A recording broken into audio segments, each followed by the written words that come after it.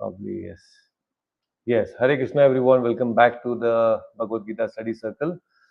And we have been discussing chapter 10, that is the opulences of the Absolute. It's a very special chapter because the Lord is explaining about his various opulences.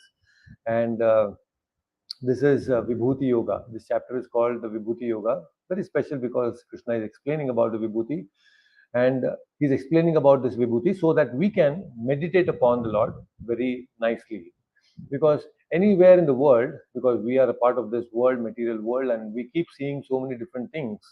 So when you go and see different things, you should remember Krishna. So when you see a beautiful flower, a beautiful garden, or if you see the sun rising, the sun setting, or the moon, full moon, or any such great events that you see, you should know that there is an element of divinity in that. The spark of Krishna is there in that. So this is the opulence of the Lord, and everything has its glory because of the presence of the Lord, because He is the source of all the beautiful things. Of course, beautiful and everything in this world is actually created by the Lord. So He's explaining all these vibhutis so that we can understand Him very easily. So before we begin, let me present the shlokas, the pranam mantras, and we will chant the pranam mantras, and then let's start the session and continue from where we had left earlier, right? So let me quickly. And this is the 111th session, so very special. Yes. Let's dedicate this session to His Divine Grace, A.C. Bhaktivedanta Swami Prabhupada, the founder Acharya of ISKCON, and my beloved spiritual masters. So let's begin. Kindly join your palms and repeat along with me. Namo Om Vishnupadaya Krishna Preshtaya Bhutale Srimate Bhakti Vedanta Swamin Nitinahamine Namaste Saraswate Deve Gauravani Pracharine Nirvishesha Shunyavadi Pashyat Deshatarine Jaya Shri Krishna Chaitanya Prabhu Nityananda Shri Advaita Gadadhara Srivasadi Gaura Bhakta Vrinda Hare Krishna Krishna Krishna Hare Hare Hare Rama Rama Rama Hare Hare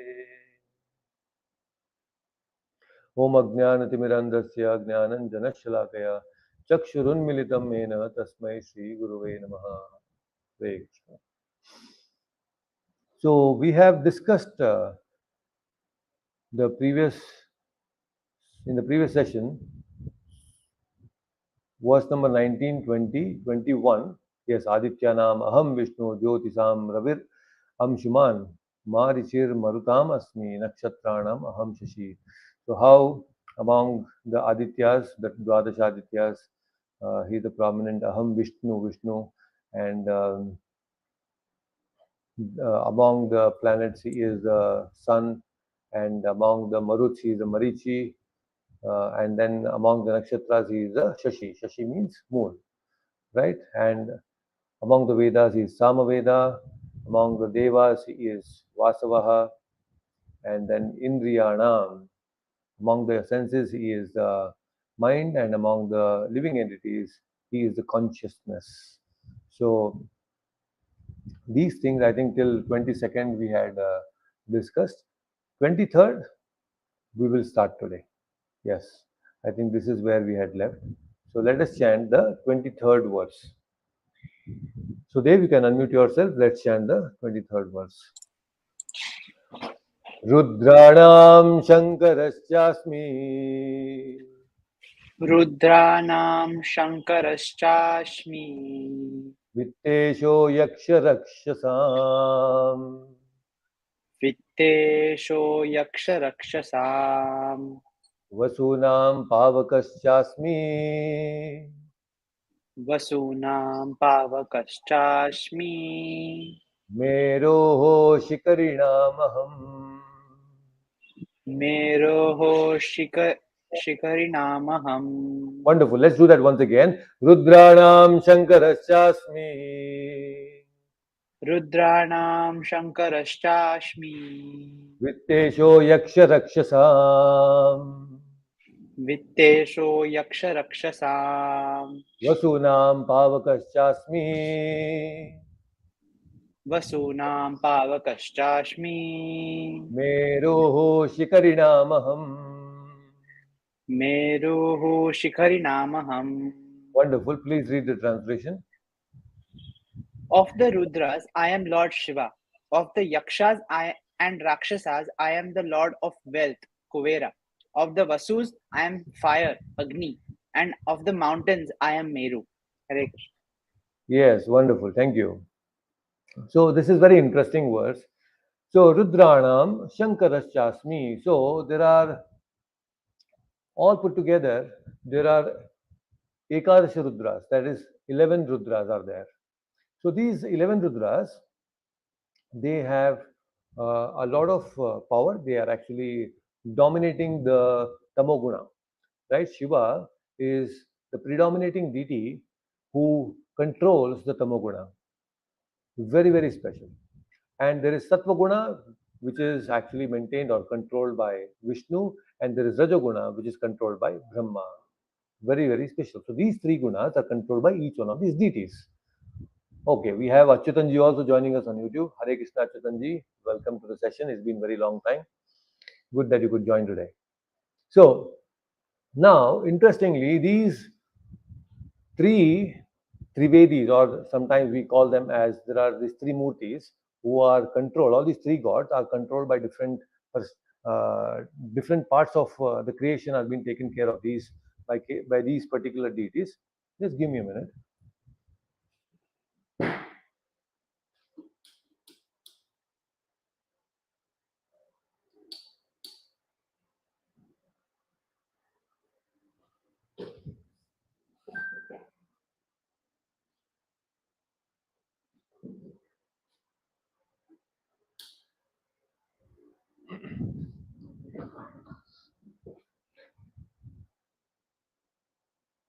Yes, sorry for that interruption.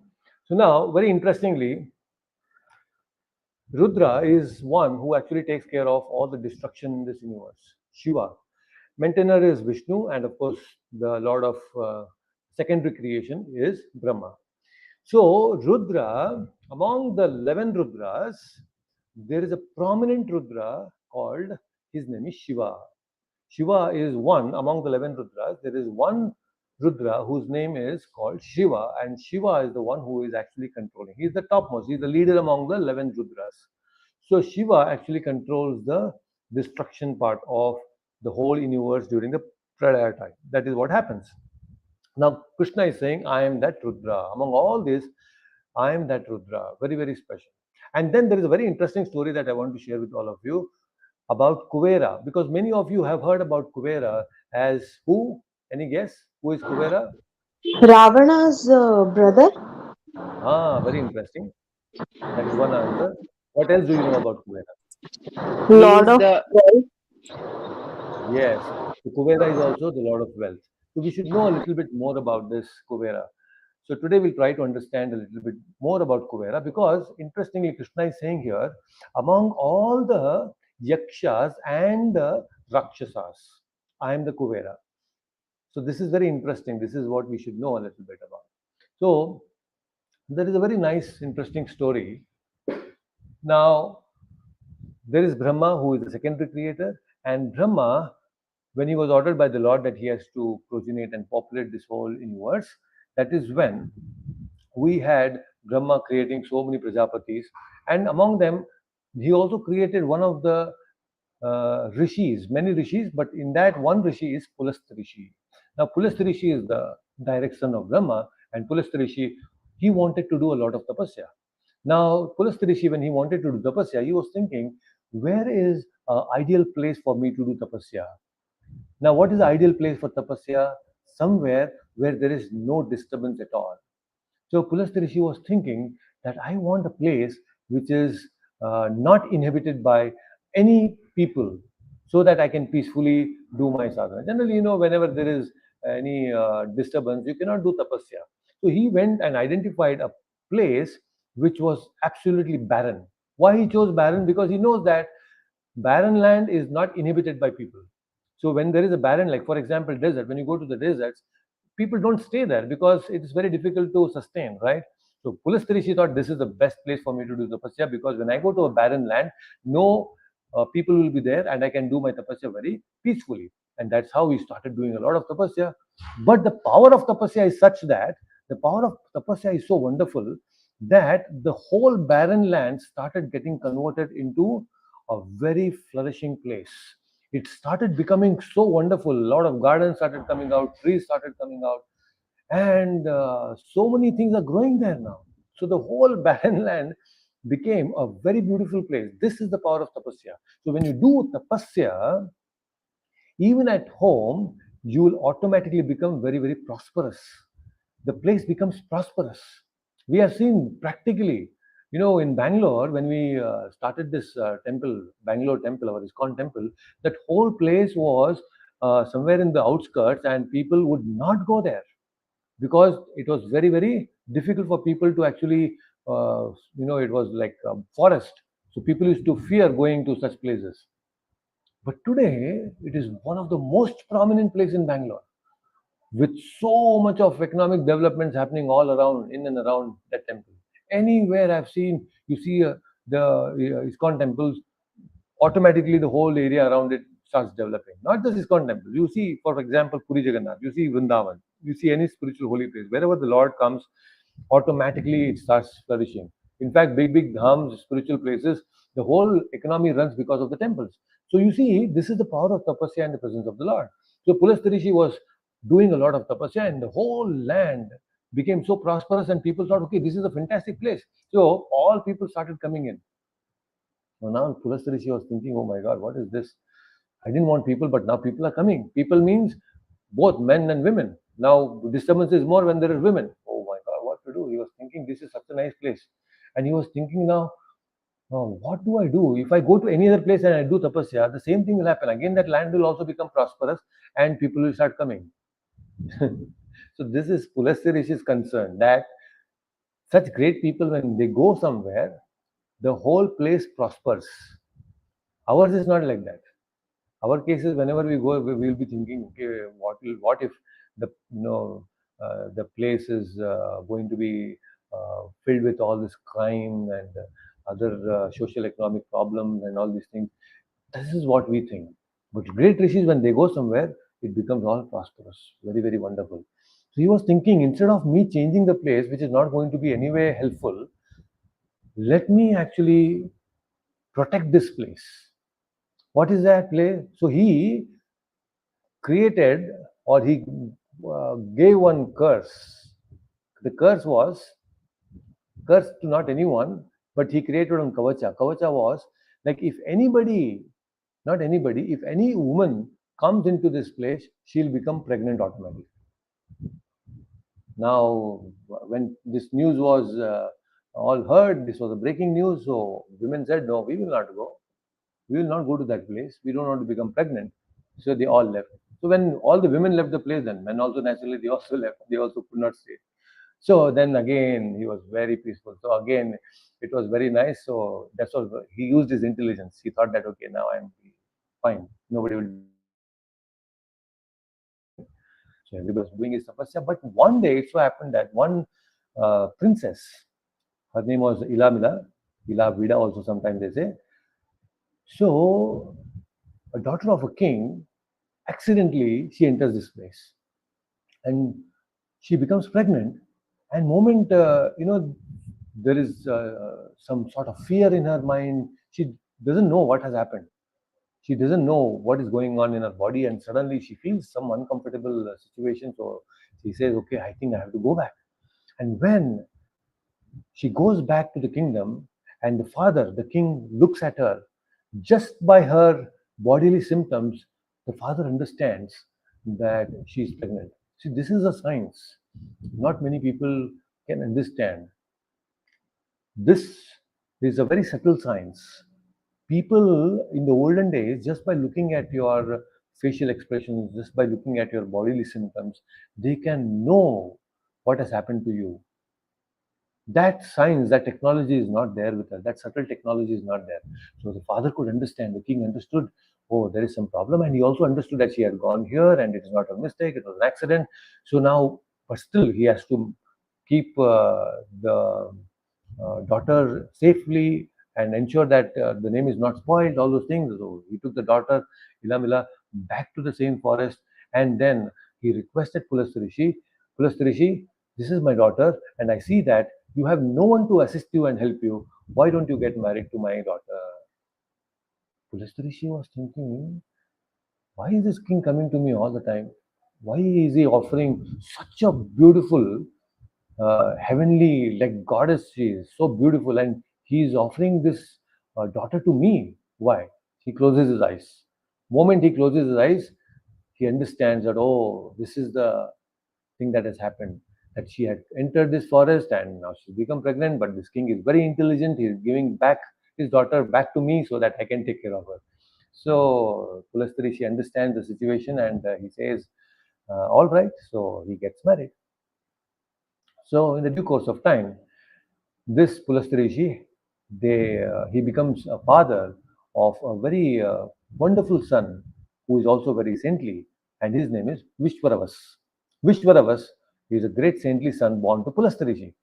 And then he also grew up, and it was very nice. And later on, he got married, and then when Vishwaravas got married, he gave birth to another very wonderful son, and that is Kuvera. So Kuvera is a grandson of Pulastarishi and the son of Vishwaravas. This is the birth of Kuvera. This is what we have to understand. Now, interestingly, what had happened was this Kuvera, why Krishna is choosing Kuvera, you should know, because Kuvera is, he could have told many things, but he chose Kuvera here. We should know why Krishna is saying Kuvera. I am Kuvera among the Yakshas and Rakshasas, because Kuvera is very, very special. Why is he special? Because Kuvera, he asked his father Vishwaravas that now I am born, I want to know my duty, and most importantly, I want to serve the people of the world. I want to become a Lokapalaka. I want to serve everyone in this world. Father says you have to go to Brahma and do tapasya. And then by his blessings only you can actually get that position of becoming a Lokapalaka. Then Kuvera goes and does a lot of tapasya for many, many years. And then after doing tapasya and pleasing Brahma, Lord Brahma appears in front of Kuvera and then asks, he says, okay, what boons do you want? Then he says that I want to become a Lokapalaka. Lokapalaka, who is the protector of the people, at the same time, Brahma says you will also become a Dikpalaka. Dikpalaka means Kuvera is the deity for the northern direction.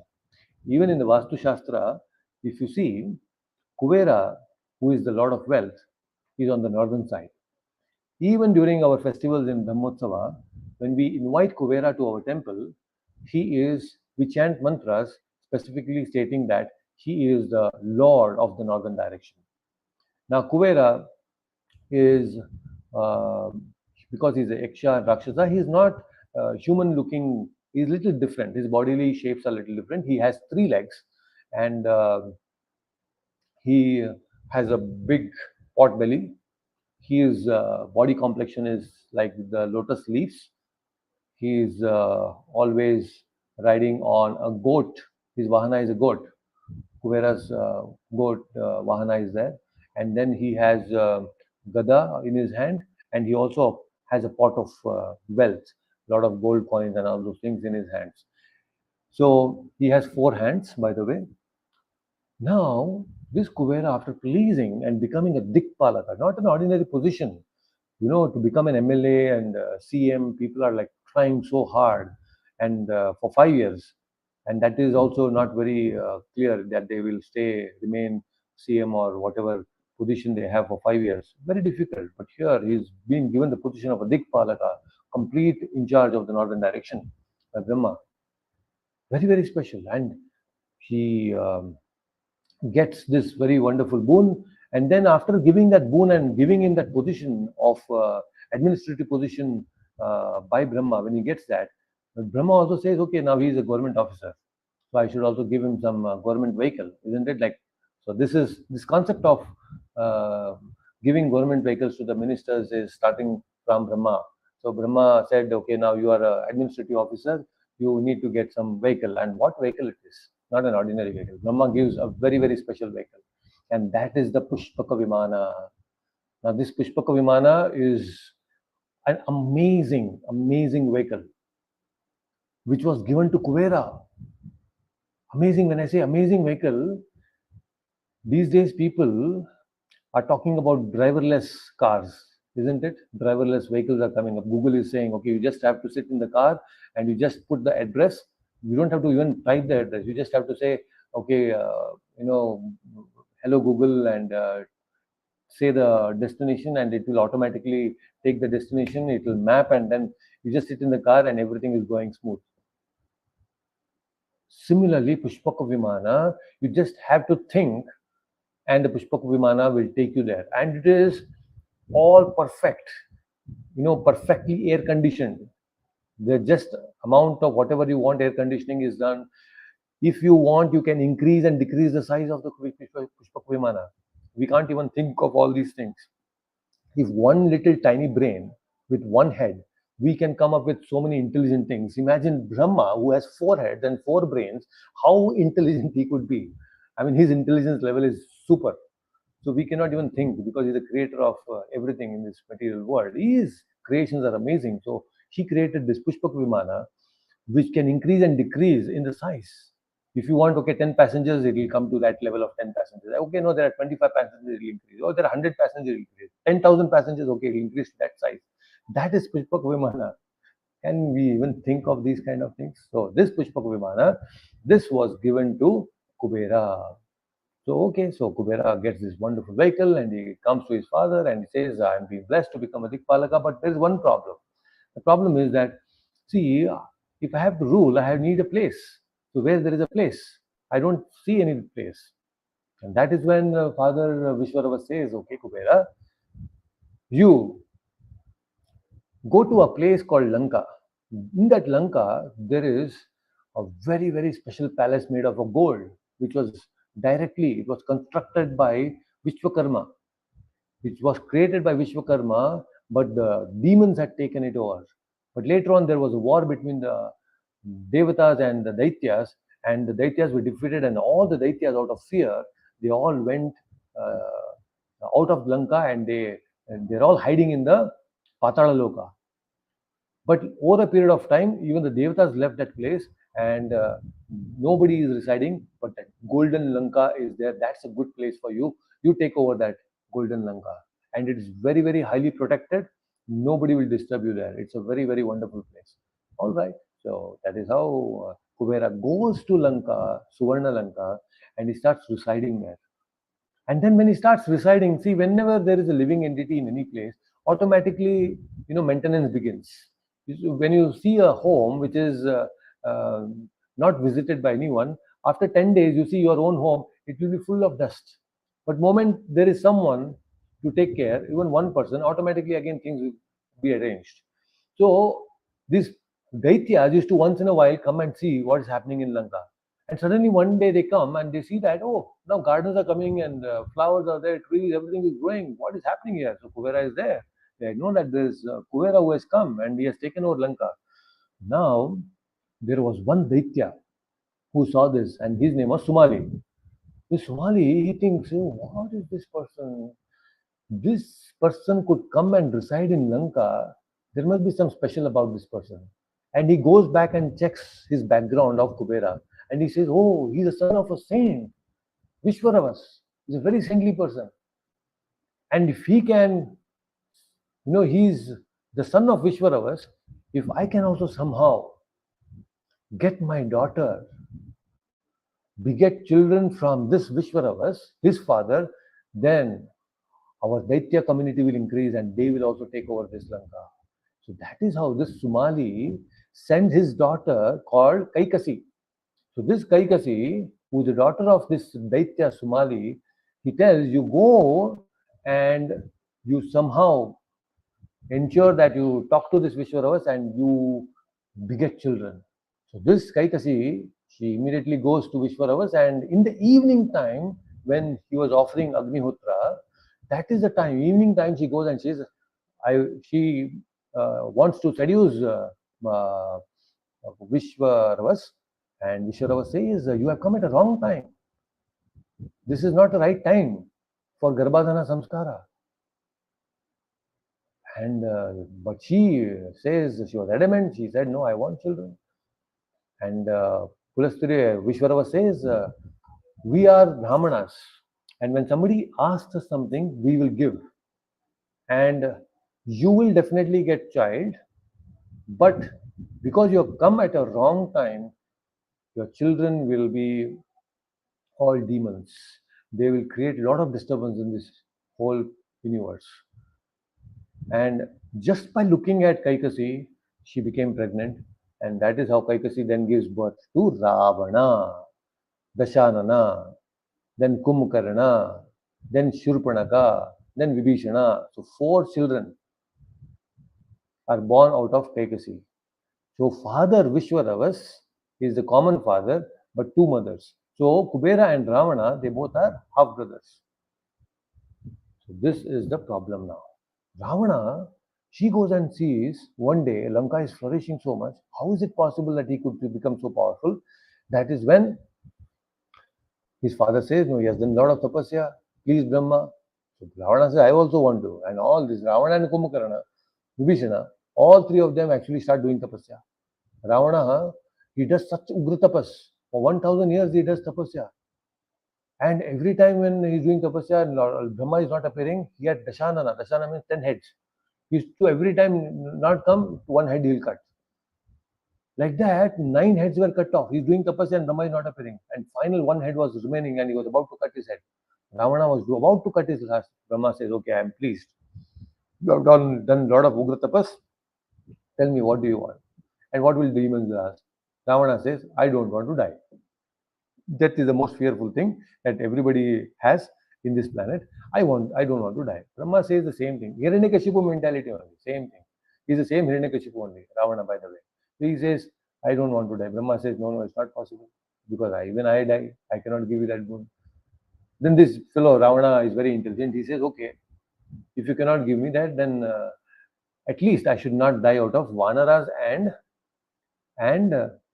Nara and Vanara. I should not be killed by Nara and Vanara. The rest, everything, he was very, very powerful. He had become very powerful because he could control the Daityas, he could control the Devatas. He said, when I control the Devatas, what are these human beings and these monkeys, I can take care of. He doesn't know that these are the people who are going to kill him in the future. So Nara and Vanara, I should not be killed. This is this thing, a boon that he can. And then out of Brahma compassion, Brahma says, okay, you have lost all your 10 heads. I'll give you 10 heads back. Take.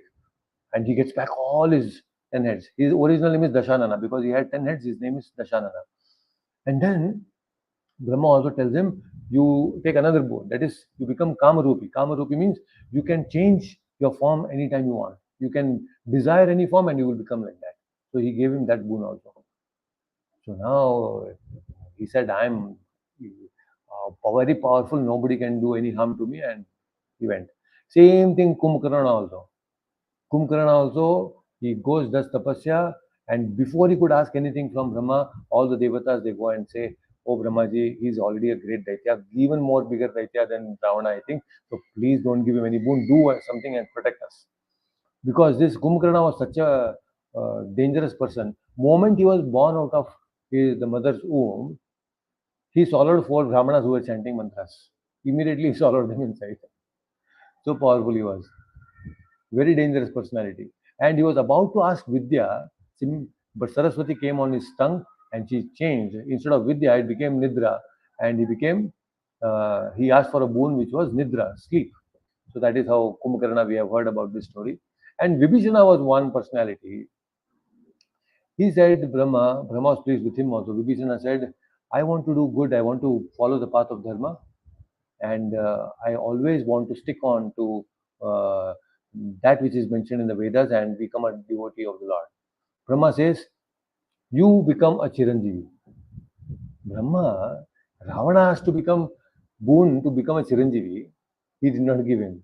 But here, Vibhishana said, I want to follow path of Dharma. And automatically, Brahma says, you become a Chiranjeevi. No, that's for you. This is the secret. When you follow the path of Dharma, you will become a Chiranjeevi. So, Vibhishana is one of the Chiranjeevi. So, at till the end of this Pralaya Kala, Chiranjeevi, he will remain. So, very, very special. So the point here is when Ravana became very powerful, he came back to Lanka and then he stood in front of Kubera and said, now, oh my dear half brother, this is my Lanka. And this fellow, you can imagine, is a very dangerous personality. Kubera thought, oh, he is very powerful. If I fight with him, it is becoming very, very dangerous. Simply, it's a nuisance that will be created. So Kubera, he said, I don't want to fight with this Ravana. I just want to leave. So Kubera left, he gave this palace of Lanka. But Ravana said, I want the Pushpak Vimana also. You cannot take Pushpak Vimana. Okay, you take Pushpak Vimana also. Then it was given to Ravana and he left. Where did he go? Near Kailasa, there is a place called Alakapuri. Alakapuri is a very, very, very, very beautiful place. Very beautiful place. Maybe like, uh, 10 times or many, many, many more times beautiful than Switzerland. So it's a very, very beautiful. Alkapuri is filled with beautiful things. Many people, Gandharvas and all the Devatas, they actually go to Alkapuri for many reasons. Okay, so that is where Kubera resides. Kubera resides in Alkapuri and all the Devatas and all they meet there. So very, very special place, Alkapuri, which is close to Kailasha. So he is very close to Shiva and Parvati. He stays close. He is a neighbor of Shiva. Okay, so Kubera stays there and he becomes the god of wealth. So this is the story of Kubera. And of course, after Ravana was killed, Pushpaka Vimana was given back to Kubera again by Lord Rama. So he receives his vehicle back. So the point is, this Kubera is a representation of Krishna. This is so much of background about Kubera we have discussed today. Very, very special, isn't it? So we should know about all these different things. We should know the background of who is who. And then what Krishna is saying, Krishna is also saying that Viteshu Yaksha Rakshasam, then Vasunam Pavakaschasmi. Vasunam, of there are Ashtavasus, there are Dwadasha Adityas, there are Ekadasha Rudras, and there are Ashtavasus. Ashtavasus, in that one of the Vasus is Pavaka. Pavaka also means Agni. So there is one Vasu called Agni. He is the prominent, and Krishna is saying that Vasu called Pavaka, Agni, is me. That's me, I am that. And you know about Bhishma. Bhishma is one of the Vasus. In Bhishma Pitama, we say, Bhishma Pitama. Bhishma is actually one of the Ashtavasus. His name is Dvi. So he was cursed by Vasishtha and that is why he became Bhishma. Okay, so he's one of the Vasus in his previous life. He became Bhishma because of the curse of Vasishtha. So his brother, Bhishma's original brother, his brother is this Pavaka, Agni. Meruhu Shikarinam Aham. On out of all the mountains, I am the Meruhu. Meru is a very, very uh, now it's very massive mountain. It's very difficult to describe. Many times I've tried understanding this universal structure, reading in the fifth canto of the Bhagavatam, but it is so difficult to comprehend the whole thing. I mean, sometimes theoretically you understand a little bit of it, bits and pieces, but I'm still not able to visualize the structure of the universe because it's just so bigger than what we can think of. It's so huge. It's very, very, very difficult to understand the whole structure of the universe. So Meroho is we call the Saptamandalas. So there are the 7 islands, and in the center there is Meru. This Meru is not a ordinary mountain; it is the mountain of gold. This whole big mountain is a mountain of gold, and along this, around this mountain, Meru, there are these our planets, the 7 islands. There are 7 mountains, and all those things. We call that Jambu Dvipe, Bharatakhande, Bharatavarshe, Bharatakhande, all these things we say, right? So, Jambu Dvipa, all these 7 Dvipas are around this Meroho. And this Meroho, as it progresses upwards, I mean, as it grows, there are different devatas who reside in different places. And this Meroho mountain, which is made up of gold, is very, very special, has a lot of different types of forests. And There are some, it is mentioned in the Bhagavatam, there are some places there is, where there are mango trees, big, big mango trees, and each mango is the size of an elephant. Each mango is the size of an elephant. Can you imagine? So big mango trees. One mango will suffice for a week for us, probably. So big mango, not a week. I mean, it's an elephant. You can go on for a month. One mango, and these mangoes, when they fall down and they break because they're ripe, they fall down, they break, they form a river, big river. The river of mango pulp. Wow, wonderful, no? Mango pulp, and there's a river of mango pulp. And this mango pulp, when it gets mixed with the soil, there in the Meroho, it creates a certain type of gold. It creates gold. Mango pulp and the soil creates gold, and that gold is used by the devatas to make their jewelries. They don't use the gold that we are using. The gold which the devatas use is very special. It's a different gold. It's a gold made up of mango pulp. So special is it? Mango pulp gold. Can you even imagine something like this is existing in this universe? Yes. So in the Meru mountain, there is a gold that is created by mango pulp. It's all mentioned in the Srimad Bhagavatam. Very, very special gold it is. Might be, right? So this Meru, on the top of the Meru mountain, there are four big, big elephants in each direction, north, south, east, and west. And that is where there are different devatas. They assemble, they gather, and they do their meetings like Brahma and Indra and Chandra and Surya. All these different devatas, they actually meet there on the top of the Meru mountain. They're all devata discussions. They're all summits. They say, no, they all have their meetings of the devatas in the top of the Meru mountain. The discussions of the universal affairs are happening on the top of the Meru mountain. So very, very special. So Krishna is saying, among all the Shikarinams, I am the Meru. So see, so beautiful Krishna is saying. So not an ordinary mountain. Meru is very special. So Meru Shikarinam Aham. So Hina Mataji, let's chant the 24th verse. Let's understand the 24th verse. You can unmute yourself and let's go to the next verse. Very special. Yes. Purodasham cha mukyam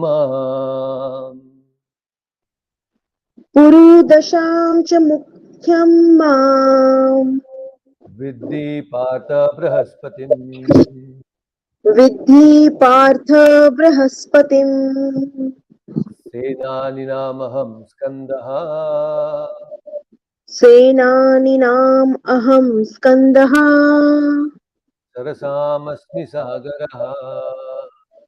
सरसामस्मि सागरः. Wonderful. Once again, Purodasham cha mukyam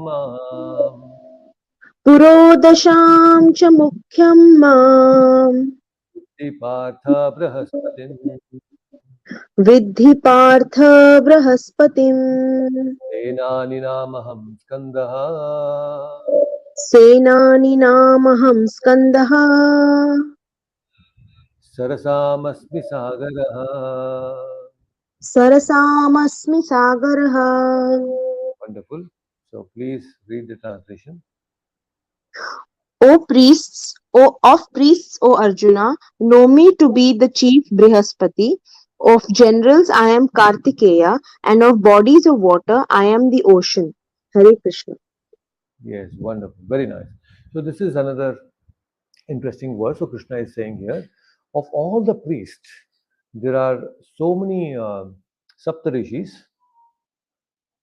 Among the Saptarishis which are created by Lord Brahma, which is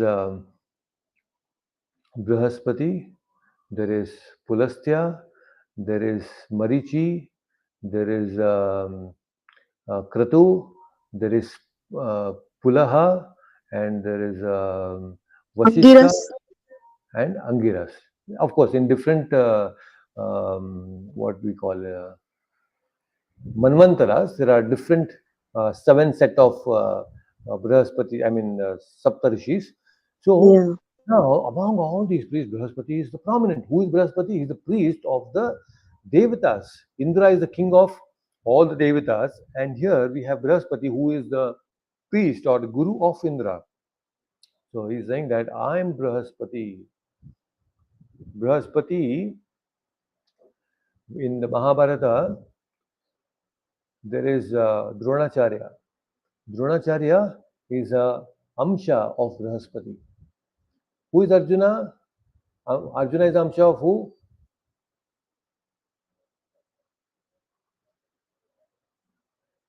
Any guesses? Arjuna is Amsha of which Devata? What about Bhima? What about Yudhishthira? Yeah, yeah. Karna is sun god, sun. Okay. Then Arjuna, Bhima was 1 minute, Prabhuji, I forgot. Yes. Let us recap. Yeah, Let us refresh our memory. So Bhima is Amsha of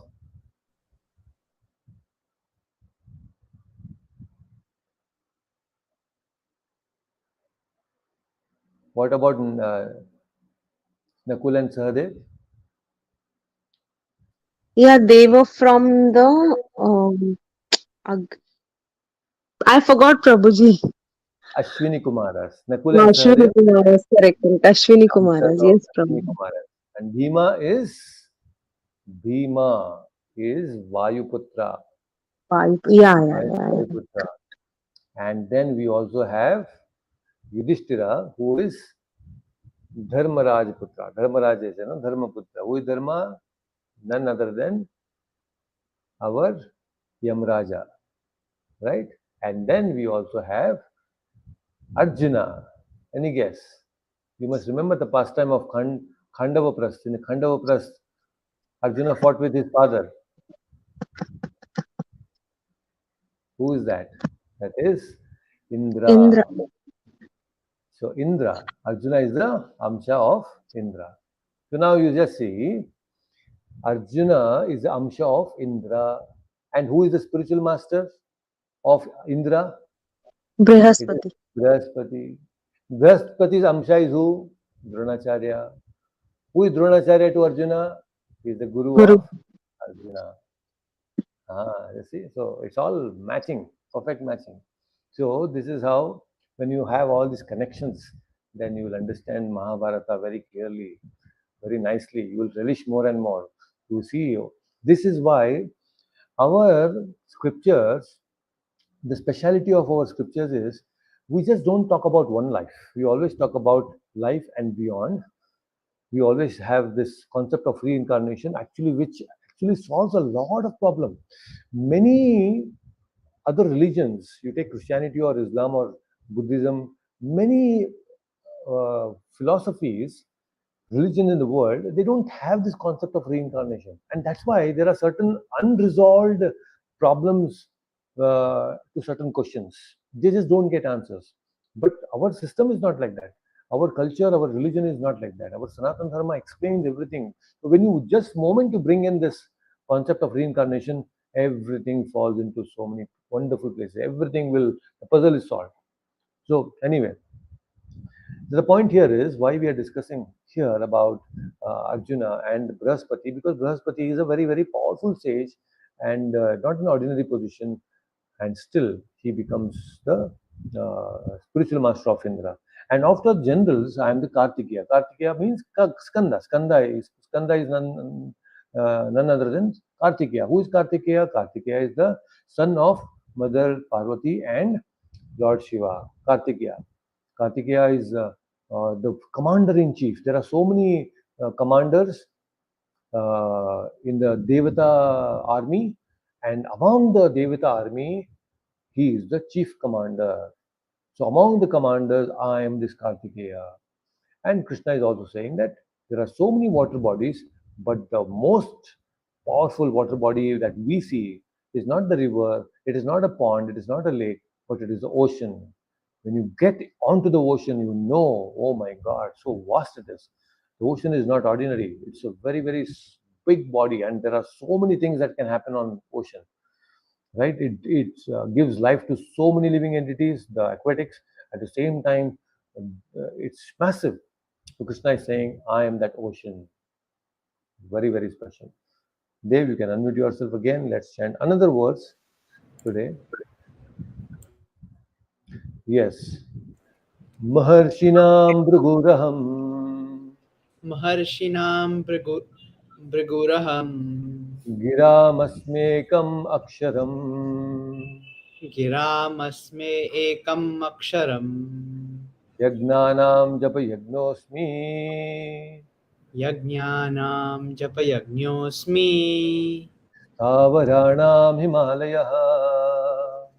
Sthavaranam Himalayah Once again, Maharshinam Bhriguraham Maharshinam Briguraham Giramasmekam Aksharam Giramasme Ekam Aksharam Yagnanam Japa Yagnosmi Yajnanam Japa Yajñosmi Avaranam Himalayah.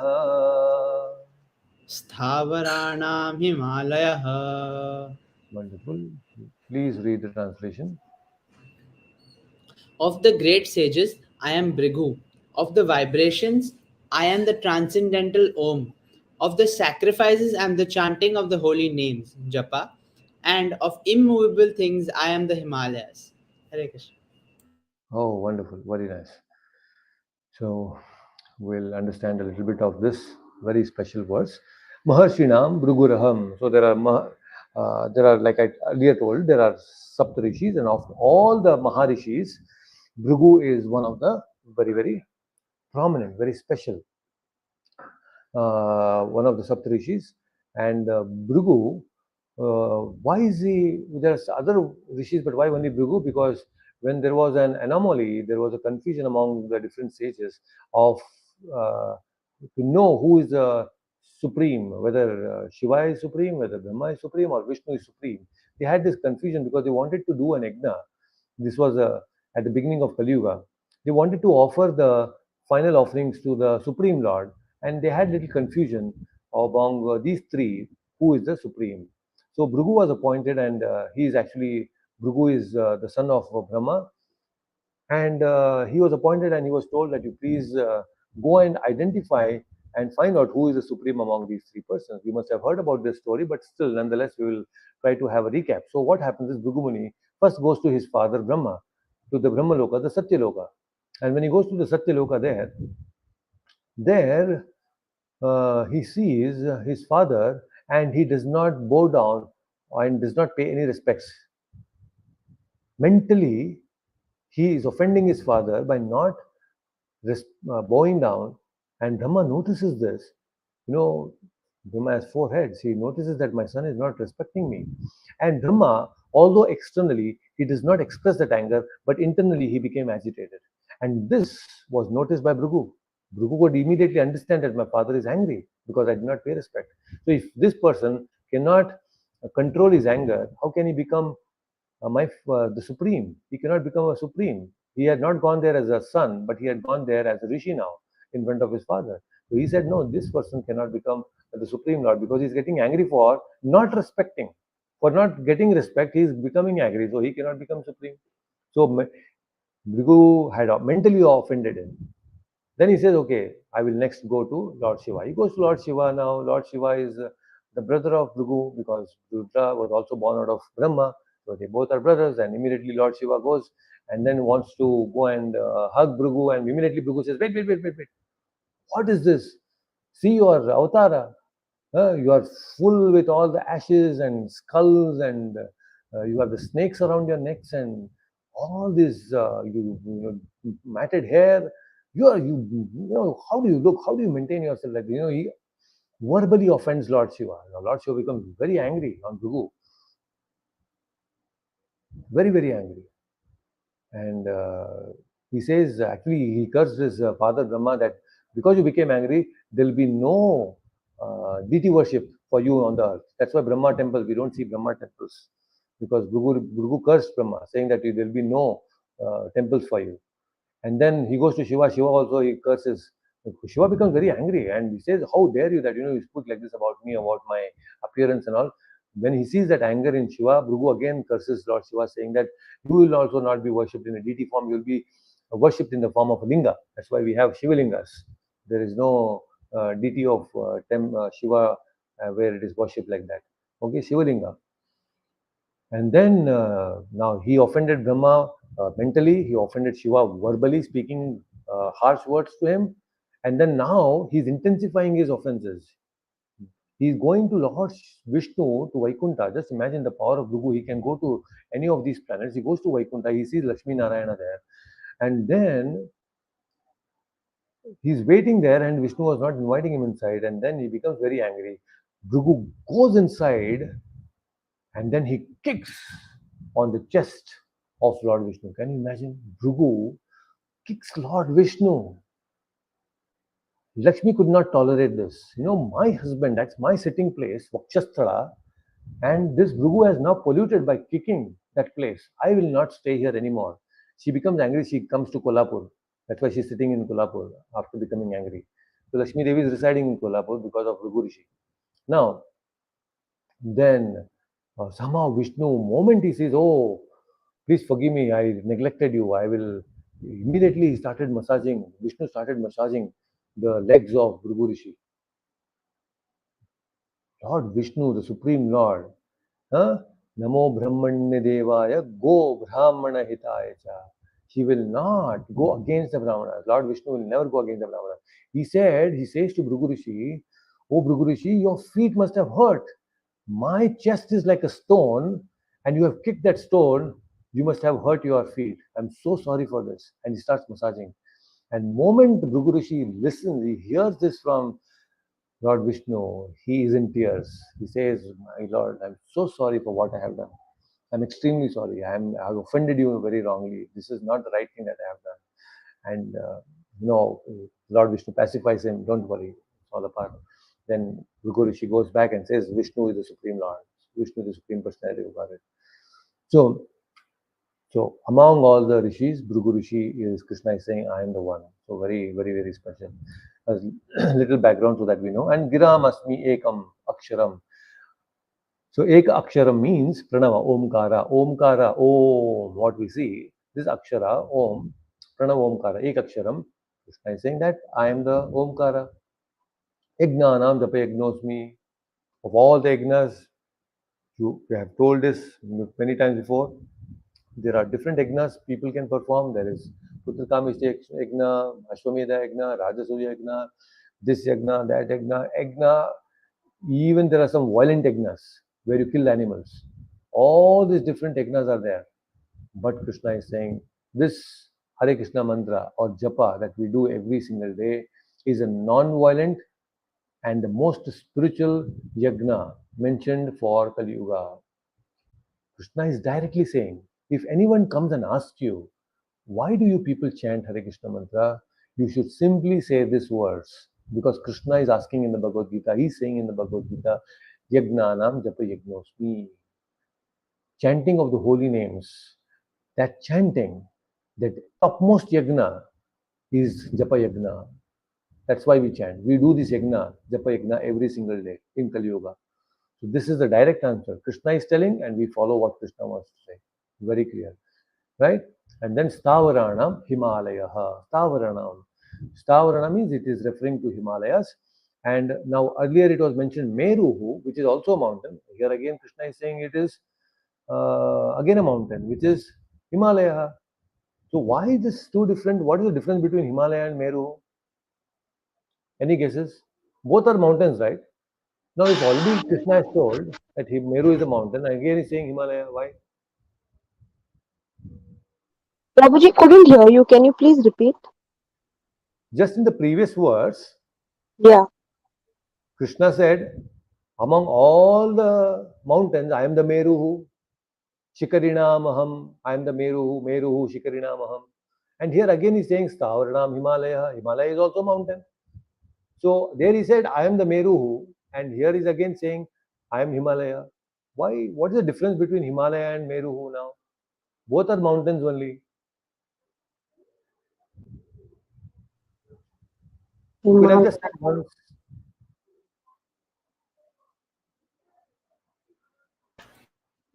What could be the Meru difference? Meru mountain is like the in the center of the universe. So The entire O- universe, you said right, Jambudvipa is around Meru mountain. Okay. So And among all, and when we say that, that means Himalaya is also a part of it. When we yeah, say Jambu Dvipa, Himalaya is also part of it. And Krishna could have just said, okay, I'm the Meru, that includes everything. But why again specifically saying Himalaya here?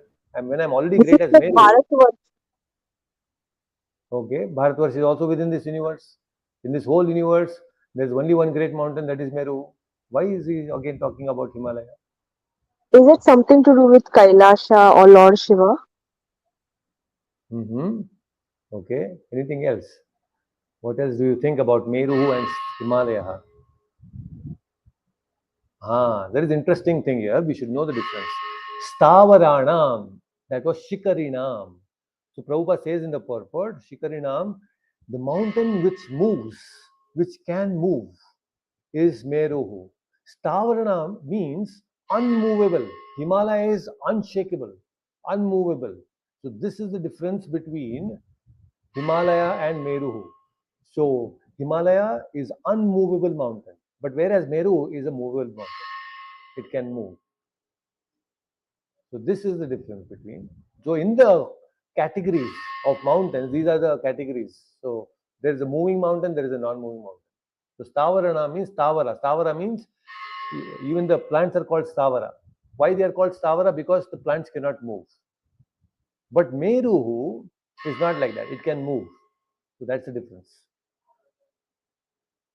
So very special. I had told you earlier also that in the Satyuga, mountains had wings. The mountains could fly from one place to another place. Very special. Can you imagine mountains were flying? And because they were flying, huge mountains flying all over, the rishis were so fearful. They are doing tapasya and suddenly the mountain will come and fall and rest. It would be very difficult for them, right? So they all said, no, no, we want protection. We cannot be seeing these mountains flying all above our heads. And that is when they prayed to Indra, and Indra took his thunderbolt and he started cutting off the wings of all the mountains. And that is how all the mountains they settled down in the different parts of the world. But there was only one mountain left with the wings, and that was Mainak. Mainak Mountain. Mainak Mountain is a mountain which gave shelter or wanted to give shelter to Hanuman while he was crossing, was jumping to Lanka, right? So the first that thing comes out of the ocean is Mainakar. He says, okay, now I want to help Hanuman to take some rest. So Mainaka was the only mountain which was protected by Vayu Devata from the thunderbolt of Indra. So that's why, as a matter of gratitude, he wanted, because he's Vayuputra, he wanted to give some help to Hanuman. That's why he comes out of the waters. So this is how Mainaka was he's the only mountain which has wings. So like that, the Stavarana means basically these Himalayas Stavara, it doesn't move. So there are moving mountains, there are unmoving mountains. So mountains are living entities. When you go to any mountains or see any mountains, you should know, oh, these are all living entities. Okay? That's why we say Giriraj, Govardhan. Govardhan is a living entity. So all the Himalaya is a living entity. Every mountain is a living entity. Our temple here this is also Vaikunta Hill, and there is Hare Krishna Hill. Both our temples here in Bangalore are on a hill, so they both are on living entities. We went to Barsana and Nandagaon. Both are on the living entities. One is Shiva, one is Brahma, isn't it? So both are living entities. So all the mountains are living entities. So we will stop here today, but if you have any questions, you can feel free to ask. Probably, when Sage Bhrigu kicks Lord Vishnu, so Hmm. she gets angry, Lakshmi Mata. Yes, yes. Uh, so, isn't she also the daughter of Sage Bhrigu? Sage Bhrigu. Lakshmi has directly emanates, is the direct expansion of Lord Krishna or Vishnu. Um, Okay. Because I was reading some kathas in that it was mentioned she was also the daughter of Sage Bhrigu. okay, if you have any reference, you can share. I would like to check that. But Yes. Lakshmi Devi is a direct expansion of Lord Vishnu, and Lakshmi, in a traditional way, if we see from the Puranic perspective, she comes out of the Samudra Mantanas. So when there was a churning happening, Lakshmi Devi comes out of the Samudra Mantana. She came out of Samudra Mantana with a garland in her Yes, hand. yes, yes, yes. And then she, yes, She yes, you had garlands mentioned that, Prabhuji. You and had she told us garlands. that. Correct. He goes and garlands Vishnu then. So she came out of the Samudra Mantana. So yeah, so she's still there sitting in Kolhapur, and of course later on that pastime continues, and that is how Lord Srinivasa Balaji, Tirupati Balaji, Lord Vishnu comes in search of uh, Lakshmi Devi, and then in that process, the whole beautiful process of Srinivasa Kalyana and all that happens. Padmavati comes, and many beautiful. Pastime is another pastime for us. And Prabhuji, Yes. sorry, and Prabhuji, there is this story that in Kolhapur, if you go, there is a certain things that Krishna, Lord Krishna wants us to give over there. When you go to Balaji, you have to give money, and there's Correct. something like that to do with the katha. Like everywhere you go, different things you have to offer. Okay. I'm not sure as of now, but yes, I think there is something like that, and I'll try to understand and definitely let you know next time. Yes, It's yes, very yes. hmm. That's another interesting thing that Lord has taken money from Kubera. Can you why Kubera is so special now? Yeah, yeah. So he wants us to give money when we go to Balaji, but when you go Yeah, to Kolhapur, you have to give something else. that It's what is that something something to else? appease the Lakshmi Mata. Yes, yes, yes, yes. I'll find out that. I'm not very sure as of now. Hmm. So there are so many all these pastimes, and when we understand these pastimes, we get to know, we appreciate our Vedas and our scriptures very nicely. All right, so we have discussed a few very interesting verses today, and there are totally 42 verses. We have still many more verses to cover. We will cover them in the next upcoming sessions. So until then, please take care. And if there are any questions, you can always feel free to ask me in the WhatsApp group. And Dave, there were certain things that we had to discuss. Tonight I'm traveling. Tomorrow, next 1 week, I'll have relatively little less time. I mean, free time, I mean to say. So I will definitely get in touch you in this week, maybe tomorrow itself. Okay. Okay, All right, Prabhuji. then Hare please Krishna. take care.